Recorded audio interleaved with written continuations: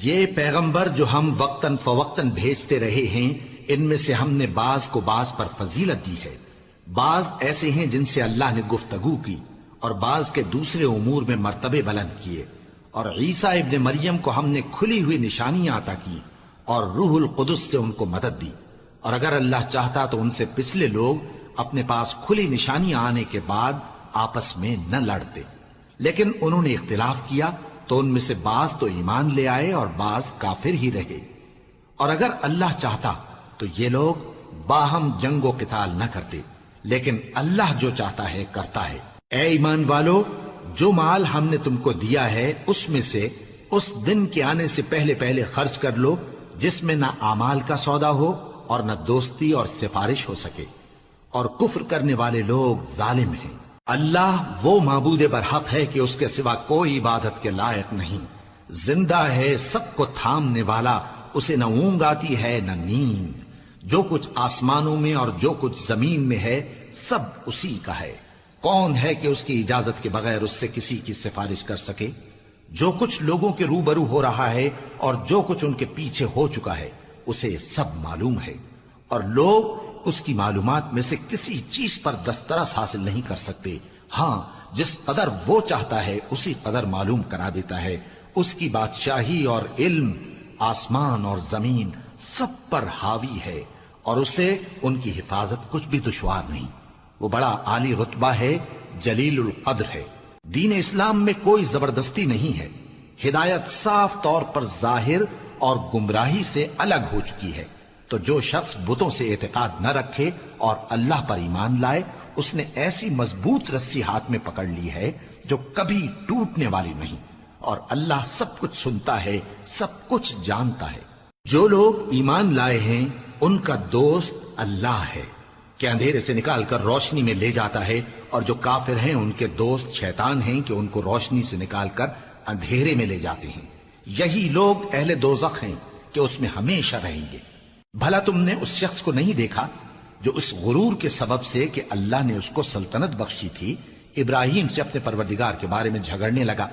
جب ابراہیم نے کہا میرا پروردگار تو وہ ہے جو زندگی دیتا ہے اور موت دیتا ہے، وہ بولا کہ زندگی اور موت تو میں بھی دے سکتا ہوں۔ ابراہیم نے کہا کہ اللہ تو سورج کو مشرق سے نکالتا ہے، آپ اسے مغرب سے نکال دیجئے۔ یہ سن کر وہ کافر ہکا بکا رہ گیا، اور اللہ بے انصافوں کو ہدایت نہیں دیا کرتا۔ یا اسی طرح اس شخص کو نہیں دیکھا جس کا ایک بستی پر جو اپنی چھتوں پر گری پڑی تھی گزر ہوا، تو اس نے کہا کہ اللہ اس کے باشندوں کو مرنے کے بعد کیوں کر زندہ کرے گا؟ تو اللہ نے اس کی روح قبض کر لی اور 100 برس تک اس کو مردہ رکھا۔ پھر اس کو جلا اٹھایا اور پوچھا تم کتنا عرصہ مرے پڑے رہے ہو؟ اس نے جواب دیا کہ 1 دن یا اس سے بھی کم۔ اللہ نے فرمایا نہیں، بلکہ 100 برس مرے رہے ہو، اور اپنے کھانے پینے کی چیزوں کو دیکھو کہ اتنی مدت میں مطلق سڑی بسی نہیں، اور اپنے گدھے کو بھی دیکھو جو مرا پڑا ہے۔ غرض ان باتوں سے یہ ہے کہ ہم تم کو لوگوں کے لیے اپنی قدرت کی نشانی بنائیں۔ اور ہاں، گدھے کی ہڈیوں کو دیکھو کہ ہم ان کو کس طرح جوڑے دیتے اور ان پر کس طرح گوشت پوست چڑھائے دیتے ہیں۔ جب یہ واقعات اس کے مشاہدے میں آئے تو بول اٹھا کہ میں یقین کرتا ہوں کہ اللہ ہر چیز پر قادر ہے۔ اور جب ابراہیم نے اللہ سے عرض کیا کہ اے پروردگار مجھے دکھا کہ تو مردوں کو کیوں کر زندہ کرے گا، اللہ نے فرمایا کیا تم نے اس بات کا یقین نہیں کیا؟ انہوں نے کہا کیوں نہیں، لیکن میں دیکھنا اس لیے چاہتا ہوں کہ میرا دل اطمینان کامل حاصل کر لے۔ فرمایا کہ 4 پرندے لے لو، پھر ان کو اپنے سے ہلا لو اور ان کے ٹکڑے ٹکڑے کر دو، پھر ان کا ایک ایک ٹکڑا ہر ایک پہاڑ پر رکھ دو، پھر ان کو بلاؤ تو وہ تمہارے پاس دوڑتے چلے آئیں گے، اور جان رکھو کہ اللہ غالب ہے، صاحب حکمت ہے۔ جو لوگ اپنا مال اللہ کی راہ میں خرچ کرتے ہیں ان کے مال کی مثال اس دانے کی سی ہے جس سے 7 بالیں اگیں اور ہر ایک بال میں 100 دانے ہوں، اور اللہ جس کے اجر کو چاہتا ہے اور زیادہ کرتا ہے، اور اللہ کشائش والا ہے، سب کچھ جاننے والا ہے۔ جو لوگ اپنا مال اللہ کے راستے میں صرف کرتے ہیں پھر اس کے بعد نہ اس خرچ کا کسی پر احسان رکھتے ہیں اور نہ کسی کو تکلیف دیتے ہیں، ان کا صلہ ان کے پروردگار کے پاس تیار ہے، اور قیامت کے روز نہ ان کو کچھ خوف ہوگا اور نہ وہ غمگین ہوں گے۔ جس خیرات کے دینے کے بعد لینے والے کو ایذا دی جائے اس سے تو نرم بات کہہ دینی اور درگزر کرنا بہتر ہے، اور اللہ بے نیاز ہے، بردبار ہے۔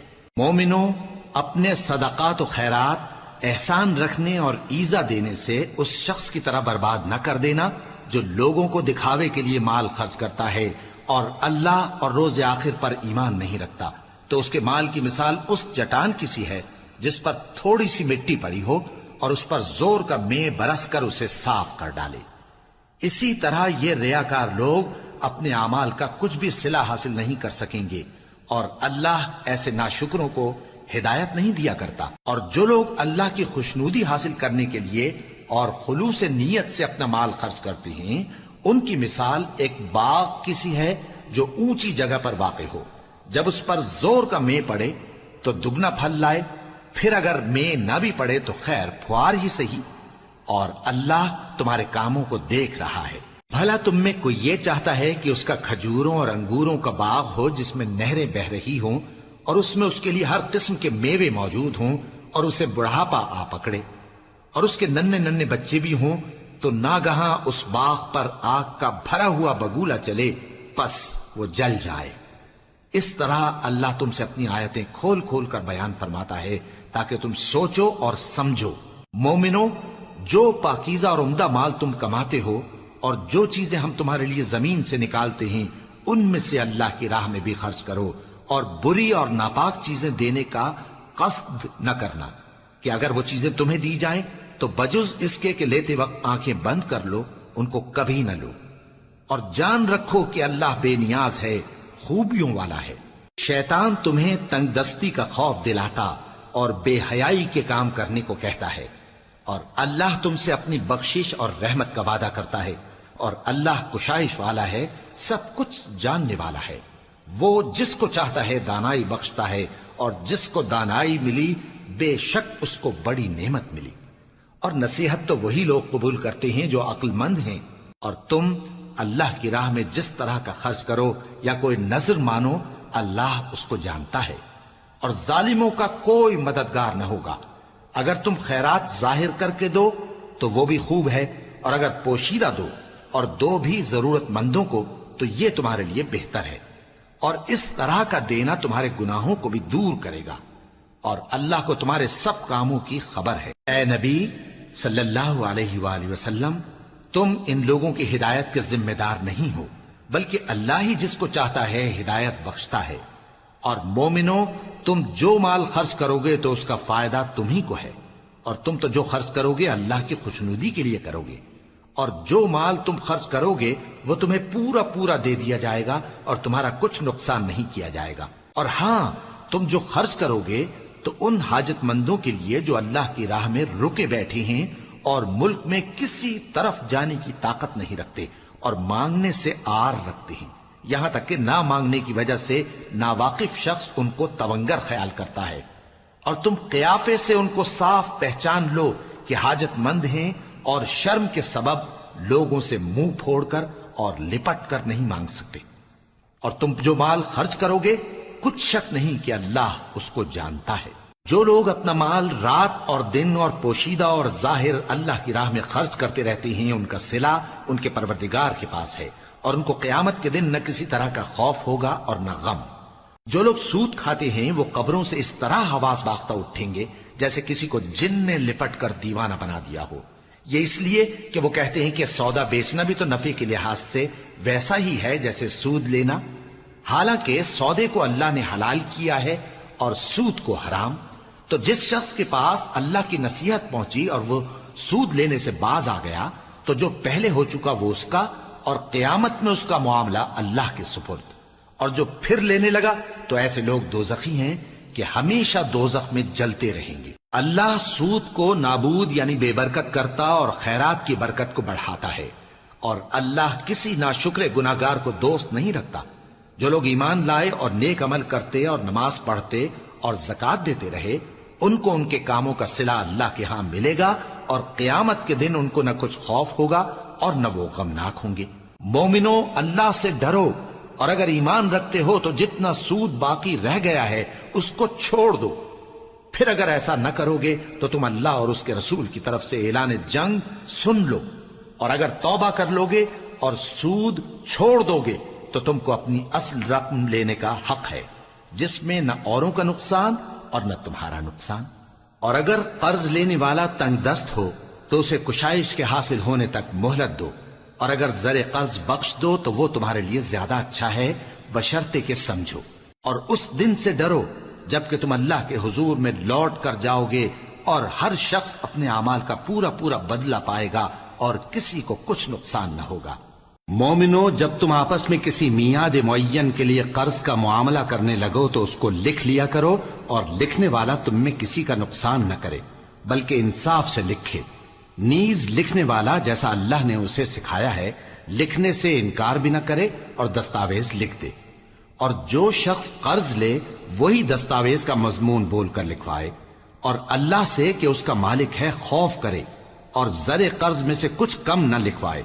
اور اگر قرض لینے والا کم عقل یا ضعیف ہو یا مضمون لکھوانے کی قابلیت نہ رکھتا ہو تو جو اس کا ولی ہو وہ انصاف کے ساتھ مضمون لکھوائے، اور اپنے میں سے 2 مردوں کو ایسے معاملے کے گواہ کر لیا کرو، اور اگر 2 مرد نہ ہوں تو 1 مرد اور 2 عورتیں جن کو تم گواہ پسند کرو کافی ہیں، کہ اگر ان میں سے ایک بھول جائے گی تو دوسری اسے یاد دلا دے گی۔ اور جب گواہ گواہی کے لیے طلب کیے جائیں تو انکار نہ کریں، اور قرض تھوڑا ہو یا بہت اس کی دستاویز کے لکھنے لکھانے میں سستی نہ کرنا۔ یہ بات اللہ کے نزدیک نہایت قرین انصاف ہے، اور شہادت کے لیے بھی یہ بہت درست طریقہ ہے۔ اس سے تم کو کسی طرح کا شک و شبہ بھی نہیں پڑے گا۔ ہاں، اگر سودا دست بدست ہو جو تم آپس میں لیتے دیتے ہو تو اگر ایسے معاملے کے دستاویز نہ لکھو تو تم پر کچھ گناہ نہیں۔ اور جب خرید و فروخت کیا کرو، مثلا زمین جائیداد کی، تو بھی گواہ کر لیا کرو، اور کاتب دستاویز اور گواہ معاملہ کرنے والوں کا کسی طرح کا نقصان نہ کریں۔ اگر تم لوگ ایسا کرو تو یہ تمہارے لیے گناہ کی بات ہے، اور اللہ سے ڈرو اور دیکھو کہ وہ تم کو کیسی مفید باتیں سکھاتا ہے، اور اللہ ہر چیز سے واقف ہے۔ اور اگر تم سفر پر ہو اور دستاویز لکھنے والا نہ مل سکے تو کوئی چیز رہن با قبضہ رکھ کر قرض لے لو، اور اگر تم میں سے کوئی دوسرے کو امین سمجھے یعنی رہن کے بغیر قرض دے دے تو امانت دار کو چاہیے کہ صاحب امانت کی امانت ادا کر دے، اور اللہ سے جو اس کا پروردگار ہے ڈرے، اور دیکھنا شہادت کو مت چھپانا، جو اس کو چھپائے گا وہ دل کا گناہگار ہوگا۔ اور اللہ تمہارے سب کاموں سے واقف ہے، جو کچھ آسمانوں میں اور جو کچھ زمین میں ہے سب اللہ ہی کا ہے۔ تم اپنے دلوں کی بات کو ظاہر کرو گے تو اور چھپاؤ گے تو اللہ تم سے اس کا حساب لے گا، پھر وہ جسے چاہے مغفرت کرے اور جسے چاہے عذاب دے، اور اللہ ہر چیز پر قادر ہے۔ رسول اللہ صلی اللہ علیہ وآلہ وسلم اس کتاب پر جو ان کے پروردگار کی طرف سے ان پر نازل ہوئی ایمان رکھتے ہیں، اور مومن بھی سب اللہ پر اور اس کے فرشتوں پر اور اس کی کتابوں پر اور اس کے پیغمبروں پر ایمان رکھتے ہیں، اور کہتے ہیں کہ ہم اس کے پیغمبروں سے کسی میں کچھ فرق نہیں کرتے، اور وہ اللہ سے عرض کرتے ہیں کہ ہم نے تیرا حکم سنا اور قبول کیا۔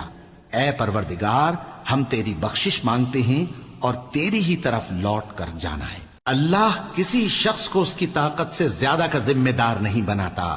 اچھے کام کرے گا تو اس کو ان کا فائدہ ملے گا، برے کرے گا تو اسے ان کا نقصان پہنچے گا۔ اے پروردگار، اگر ہم سے بھول یا چوک ہو گئی ہو تو ہم سے مواخذہ نہ کیجو۔ اے پروردگار، ہم پر ایسا بوجھ نہ ڈالیو جیسا تو نے ہم سے پہلے لوگوں پر ڈالا تھا۔ اے پروردگار، جتنا بوجھ اٹھانے کی ہم میں طاقت نہیں اتنا بوجھ ہم پر نہ رکھیو، اور اے پروردگار، ہمارے گناہوں سے درگزر کر اور ہمیں بخش دے اور ہم پر رحم فرما، تو ہی ہمارا مددگار ہے، سو ہم کو کافروں پر غالب کر۔ شروع اللہ کا نام لے کر جو بڑا مہربان نہایت رحم والا ہے۔ الف لام میم۔ اللہ جو معبود برحق ہے، اس کے سوا کوئی عبادت کے لائق نہیں، زندہ ہے، سب کو تھامنے والا۔ اس نے اے نبی تم پر سچی کتاب نازل کی جو پہلی آسمانی کتابوں کی تصدیق کرتی ہے، اور اسی نے تورات اور انجیل نازل کی تھی۔ یہ 2 کتابیں اس نے پہلے نازل کی تھیں لوگوں کی ہدایت کے لیے، اور پھر قرآن جو حق اور باطل کو الگ الگ کر دینے والا ہے نازل کیا۔ جو لوگ اللہ کی آیتوں کا انکار کرتے ہیں ان کو سخت عذاب ہوگا، اور اللہ زبردست ہے، بدلہ لینے والا ہے۔ اللہ ایسا خبیر و بصیر ہے کہ کوئی چیز اس سے پوشیدہ نہیں، نہ زمین میں اور نہ آسمان میں۔ وہی تو ہے جو ماں کے پیٹ میں جیسی چاہتا ہے تمہاری صورتیں بناتا ہے، اس غالب حکمت والے کے سوا کوئی عبادت کے لائق نہیں۔ اے پیغمبر، وہی تو ہے جس نے تم پر یہ کتاب نازل کی جس کی بعض آیتیں محکم ہیں اور وہی اصل کتاب ہیں، اور بعض دوسری متشابہ ہیں۔ تو جن لوگوں کے دلوں میں کجی ہے وہ متشابہات کا اتباع کرتے ہیں تاکہ فتنہ برپا کریں اور مراد اصلی کا پتہ لگائیں، حالانکہ مراد اصلی اللہ کے سوا کوئی نہیں جانتا۔ اور جو لوگ علم میں گہری نظر رکھتے ہیں وہ یہ کہتے ہیں کہ ہم ان پر ایمان لائے، یہ سب آیات ہمارے پروردگار کی طرف سے ہیں، اور نصیحت تو عقل مند ہی قبول کرتے ہیں۔ اے پروردگار، جب تو نے ہمیں ہدایت بخشی ہے تو اس کے بعد ہمارے دلوں میں کجی نہ پیدا کر دیجو، اور ہمیں اپنے ہاتھ سے رحمت عطا فرما، تو بڑا عطا فرمانے والا ہے۔ اے پروردگار، تو اس روز جس کے آنے میں کچھ بھی شک نہیں سب لوگوں کو اپنے حضور میں جمع کر لے گا، بے شک اللہ خلاف وعدہ نہیں کرتا۔ جو لوگ کافر ہوئے اس دن نہ تو ان کا مال ہی اللہ کے عذاب سے ان کو بچا سکے گا اور نہ ان کی اولاد ہی کچھ کام آئے گی، اور یہ لوگ آتش جہنم کا ایندھن ہوں گے۔ ان کا حال بھی فرعونیوں اور ان سے پہلے لوگوں کا سا ہوگا جنہوں نے ہماری آیتوں کی تکذیب کی تھی، تو اللہ نے ان کو ان کے گناہوں کے سبب عذاب میں پکڑ لیا تھا، اور اللہ سخت عذاب کرنے والا ہے۔ اے پیغمبر، کافروں سے کہہ دو کہ تم دنیا میں بھی عنقریب مغلوب ہو جاؤ گے اور آخرت میں جہنم کی طرف اکٹھا کیے جاؤ گے، اور وہ بری جگہ ہے۔ تمہارے لیے دو گروہوں میں جو جنگ بدر کے دن آپس میں بھیڑ گئے قدرت الہی کی عظیم الشان نشانی تھی۔ ایک گروہ مسلمانوں کا تھا، وہ اللہ کی راہ میں لڑ رہا تھا، اور دوسرا گروہ کافروں کا تھا، وہ ان کو اپنی آنکھوں سے اپنے سے دگنا مشاہدہ کر رہا تھا۔ اور اللہ اپنی نصرت سے جس کو چاہتا ہے مدد دیتا ہے۔ جو اہل بصارت ہیں ان کے لیے اس واقعے میں بڑی عبرت ہے۔ لوگوں کو ان کی خواہشوں کی چیزیں یعنی عورتیں اور بیٹے اور سونے اور چاندی کے بڑے بڑے ڈھیر اور نشان لگے ہوئے گھوڑے اور مویشی اور کھیتی بڑی زینت دار معلوم ہوتی ہیں، مگر یہ سب دنیا ہی کی زندگی کے سامان ہیں، اور اللہ کے پاس بہت اچھا ٹھکانہ ہے۔ اے پیغمبر، ان سے کہو کہ بھلا میں تم کو ایسی چیز بتاؤں جو ان چیزوں سے کہیں اچھی ہو؟ سنو، جو لوگ پرہیزگار ہیں ان کے لیے اللہ کے ہاں باغات بہشت ہیں جن کے نیچے نہریں بہ رہی ہیں، ان میں وہ ہمیشہ رہیں گے، اور پاکیزہ بیویاں ہیں، اور سب سے بڑھ کر اللہ کی خوشنودی۔ اور اللہ اپنے سب بندوں کو دیکھ رہا ہے جو اللہ سے التجا کرتے ہیں کہ اے پروردگار، ہم ایمان لے آئے سو ہم کو ہمارے گناہ معاف فرما اور ہم کو دوزخ کے عذاب سے محفوظ رکھ۔ یہ وہ لوگ ہیں جو مشکلات میں صبر کرتے اور سچ بولتے اور عبادت میں لگے رہتے اور نیکی میں خرچ کرتے اور اوقات سحر میں گناہوں کی معافی مانگا کرتے ہیں۔ اللہ تو اس بات کی گواہی دیتا ہے کہ اس کے سوا کوئی معبود نہیں، اس حال میں کہ وہ انصاف کا حاکم ہے، اور فرشتے اور علم والے بھی گواہی دیتے ہیں کہ اس غالب حکمت والے کے سوا کوئی لائق عبادت نہیں۔ دین تو اللہ کے نزدیک اسلام ہی ہے، اور اہل کتاب نے جو اس دین سے اختلاف کیا تو علم حاصل ہونے کے بعد آپس کی ضد سے کیا، اور جو شخص اللہ کی آیتوں کو نہ مانے تو اللہ جلد حساب لینے والا ہے۔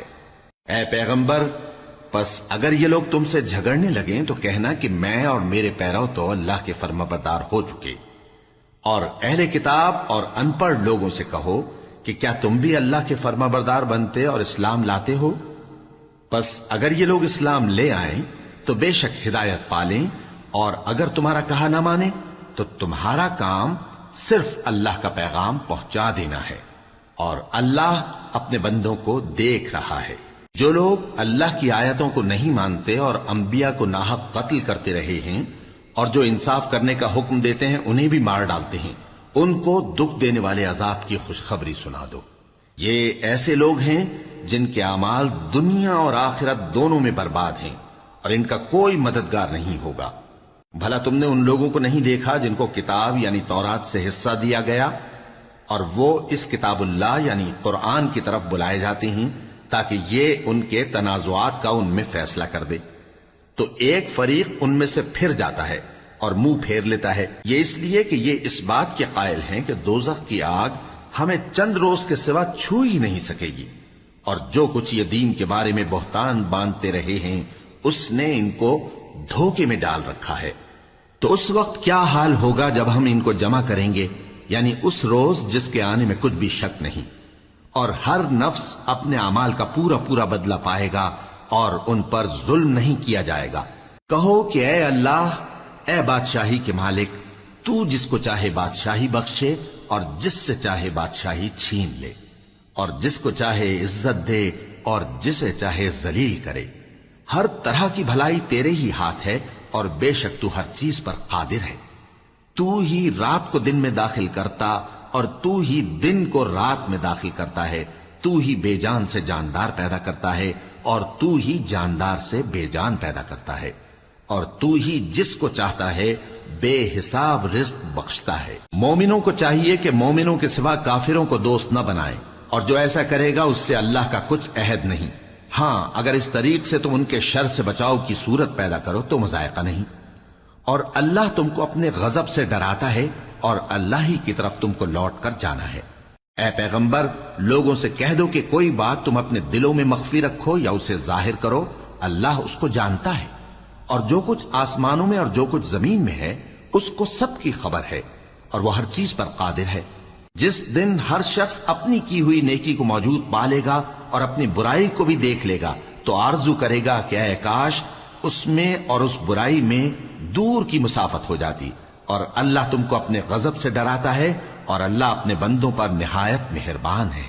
اے پیغمبر، لوگوں سے کہہ دو کہ اگر تم اللہ کو دوست رکھتے ہو تو میری پیروی کرو، اللہ بھی تمہیں دوست رکھے گا اور تمہارے گناہ معاف کر دے گا، اور اللہ بخشنے والا ہے، مہربان ہے۔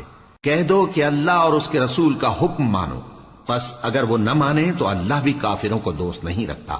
اللہ نے آدم اور نوح اور خاندان ابراہیم اور خاندان عمران کو تمام جہان کے لوگوں میں سے منتخب فرمایا تھا، ان میں سے بعض کی اولاد تھے، اور اللہ سننے والا ہے، جاننے والا ہے۔ وہ وقت یاد کرنے کے لائق ہے جب عمران کی بیوی نے کہا کہ اے پروردگار، جو بچہ میرے پیٹ میں ہے میں اس کو تیری نظر کرتی ہوں، اسے دنیا کے کاموں سے آزاد رکھوں گی، تو اسے میری طرف سے قبول فرما، تو سننے والا ہے، جاننے والا ہے۔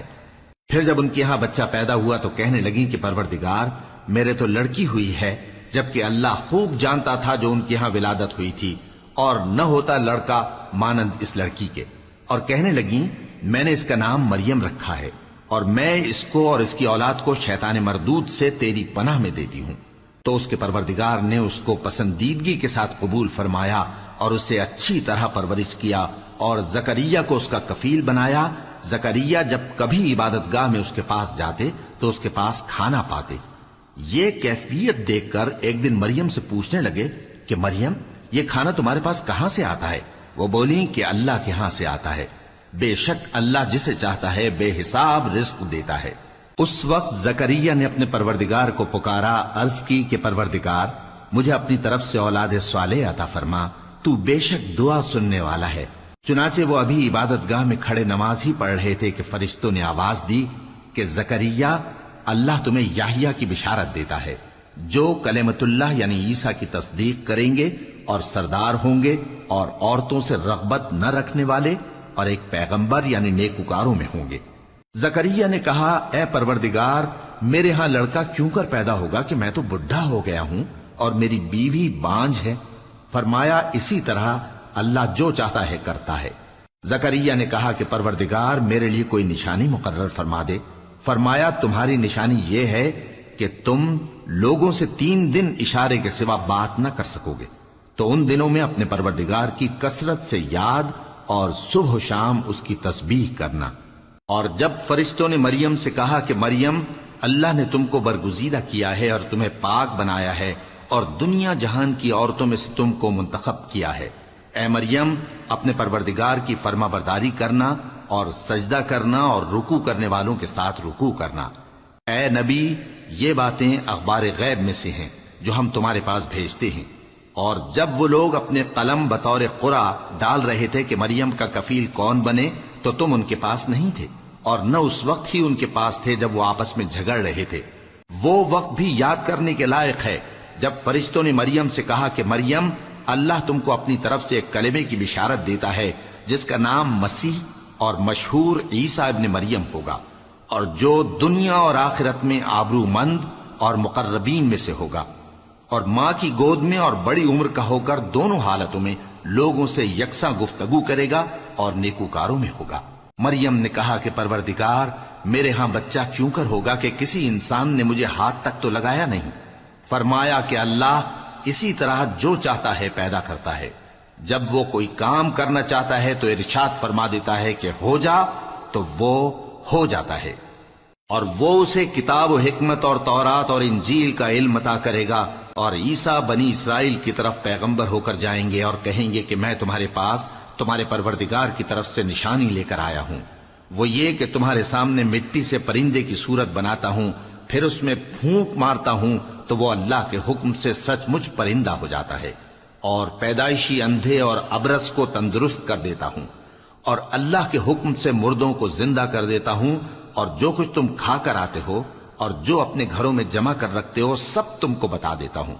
اگر تم صاحب ایمان ہو تو ان باتوں میں تمہارے لیے نشانی ہے، اور مجھ سے پہلے جو تورات نازل ہوئی تھی اس کی تصدیق بھی کرتا ہوں، اور میں اس لیے بھی آیا ہوں کہ بعض چیزیں جو تم پر حرام تھیں ان کو تمہارے لیے حلال کر دوں، اور میں تو تمہارے پروردگار کی طرف سے نشانی لے کر آیا ہوں، تو اللہ سے ڈرو اور میرا کہا مانو۔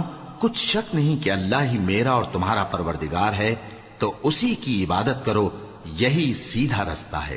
پھر جب عیسیٰ نے ان کی طرف سے انکار و نافرمانی ہی دیکھی تو کہنے لگے کہ کوئی ہے جو اللہ کا طرفدار اور میرا مددگار ہو؟ حواری بولے کہ ہم اللہ کے طرفدار اور آپ کے مددگار ہیں، ہم اللہ پر ایمان لائے اور آپ گواہ رہیں کہ ہم فرمانبردار ہیں۔ اے پروردگار، جو کتاب تو نے نازل فرمائی ہے ہم اس پر ایمان لے آئے اور تیرے پیغمبر کے متبع ہو چکے، تو ہم کو ماننے والوں میں لکھ رکھ۔ اور وہ یعنی یہود قتل عیسیٰ کے بارے میں ایک چال چلے، اور اللہ نے بھی عیسیٰ کو بچانے کے لیے تدبیر کی، اور اللہ بہترین تدبیر کرنے والا ہے۔ اس وقت اللہ نے فرمایا کہ عیسیٰ، میں تمہاری دنیا میں رہنے کی مدت پوری کر کے تم کو اپنی طرف اٹھا لوں گا اور تمہیں کافروں کی صحبت سے پاک کر دوں گا، اور جو لوگ تمہاری پیروی کریں گے ان کو کافروں پر قیامت تک فائق و غالب رکھوں گا۔ پھر تم سب میرے پاس لوٹ کر آؤ گے تو جن باتوں میں تم اختلاف کرتے رہے اس دن تم میں ان کا فیصلہ کر دوں گا۔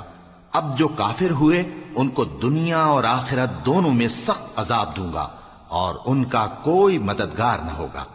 اور جو لوگ ایمان لائے اور عمل نیک کرتے رہے ان کو اللہ پورا پورا صلہ دے گا، اور اللہ ظالموں کو دوست نہیں رکھتا۔ اے نبی، یہ ہم تم کو اللہ کی آیتیں اور حکمت بھری نصیحتیں پڑھ پڑھ کر سناتے ہیں۔